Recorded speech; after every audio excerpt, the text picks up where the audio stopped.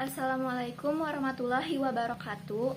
Nu dipika hormat Ibu Siti Maulida salaku guru basa Sunda sareng rerencangan anu kusim kuring dipika reus. Puji syukur urang sanggakeun kanu maha kuasa nu tos ngalimpahkeun rahmatna ka urang sadaya supados tiasa kumpul di dieu dina kaayaan sehat walafiat.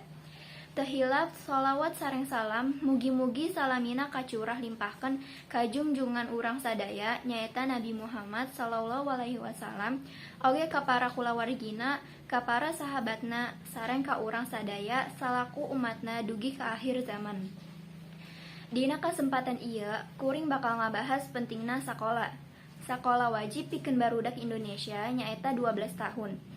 Anu kalibet ngabantosan urang pikeun ngawujudkeun cita-cita urang.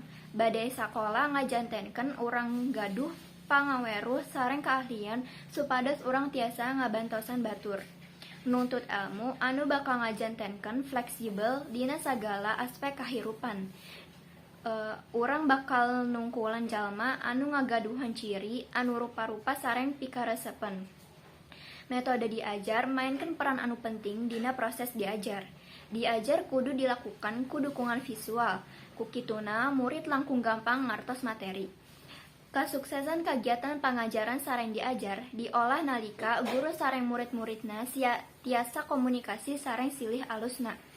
Kuring ngarepkeun urang sadayana tiasa sukses sareng tiasa mangpaat pikeun sakitar. Hadirin anu dipika hormat, sadaya pidato kuring, upami aya kakurangan punten dihampura. Mugia tiasa manfaat kanggo urang sadayana. Amin ya rabbal alamin. Wassalamualaikum warahmatullahi wabarakatuh.